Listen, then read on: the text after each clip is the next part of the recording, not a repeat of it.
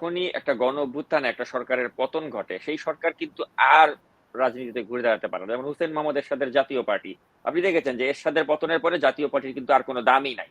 তারা ডান। সর্বোচ্চ ৩টা বা ৪টার বেশি সিট কখনোই পায় না বা পাবেও না ভবিষ্যতেও।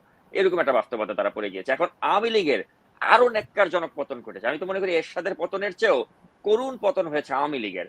তো এই পতনের পরে আপনার কি মনে হয় যে আওয়ামী লীগ নামক দলটি ভবিষ্যতে কোনো নির্বাচনে যদি তারা দাঁড়ায়ও, হয়তো গোপালগঞ্জে ২টা বা ৩টা সিট তারা সর্বোচ্চ পেতে পারে? আদারওয়াইজ ৩০০ আসনের মধ্যে আপনার কি মনে হয় যে আওয়ামী লীগের রিয়েলিস্টিক্যালি মানে ২টা বা ৩টার বেশি আসন পাওয়ার কোনো সম্ভাবনা আছে, বা আওয়ামী লীগ নামক দলটি তাদের অস্তিত্ব টিকবে কিনা আপনার কি মনে হয় কিনা? সাকিব, আমি আপনাকে একটা কথা বলি, একটা কথা থেকে আপনি বুঝে নেবেন।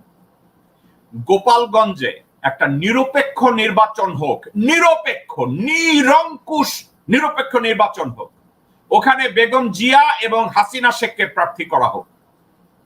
আমি আপনাকে বলি, হাসিনা শেখ তার জামানত হারাবে। আমি বেগম জিয়ার আমি ভক্ত এ ধরনের কথা বলছি না, আমি নিরপেক্ষ ভাবে বললাম গোপালগঞ্জে হাসিনাকে এবং বেগম জিয়াকে প্রার্থী করা হোক, হাসিনা তার জামানত হারাবে। আপনি পুরো বাংলাদেশের কথা বলছেন, আপনাকে আমি বলি পুরো বাংলাদেশে এই মুহূর্তে যদি নিরপেক্ষ নির্বাচন হয়, দল মত নির্বিশেষে, আমার ফেয়ার অ্যাসেসমেন্ট তারা 5টা সিট পাবে এমন কোনো নিশ্চয়তা নাই, আমি দেখি না।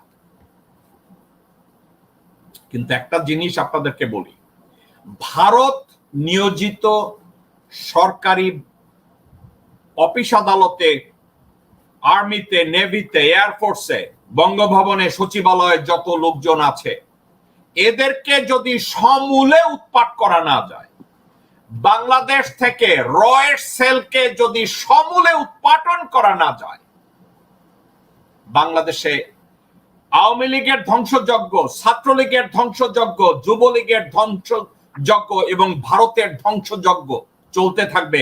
ভারত যেভাবে সন্তু লারমাকে দিয়ে পার্বত্য এলাকায় ধ্বংসযজ্ঞ চালিয়েছে, আমি আপনার সাথে একমত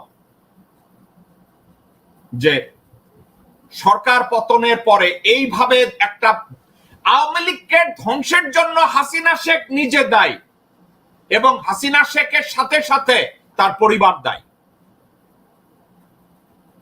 আমরা চাই, আমরা কি বলি না যে একটা গণতান্ত্রিক প্রক্রিয়া তৈরি হোক? হাসিনা আজ থেকে 5 বছর আগে যদি সত্যিকার অর্থে একটা তত্ত্বাবধায়ক সরকার অথবা ইন্টারিং একটা অন্তর্বর্তীকালীন সরকার যেটা মানুষ সম্মান করবে, এটা দিয়ে উনি যদি সরে যেতেন। উনি শ্রদ্ধেয় ডক্টর মোহাম্মদ ইউনূসকে অসম্মান করেছে। কেন করেছে? ওনার চেয়ে বেশি, হাসিনার চেয়ে যোগ্য এই জন্য? ওনাকে কেন অসম্মান করেছে? হাসিনার চেয়ে বেশি অভিজ্ঞ এই জন্য? ওনাকে কেন অসম্মান করেছে? উনি হাসিনার চেয়ে বেশি দেশপ্রেমিক এই জন্য?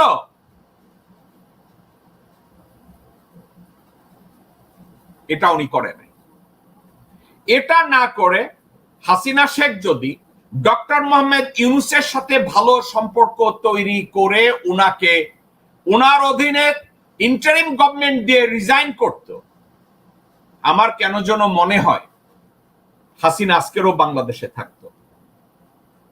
কিন্তু সেটা সে করে নাই, কারণ এই মহিলার পুরা শরীরের মধ্যে সততা বলতে কোনো শব্দ নাই, সত্য বলতে কোনো শব্দ নাই, দেশপ্রেম বলতে কোনো সত্য নাই, শরীরের একটা পশমের মধ্যেও বাংলাদেশের প্রতি কোনো লয়ালটি নাই, আনুগত্য নাই।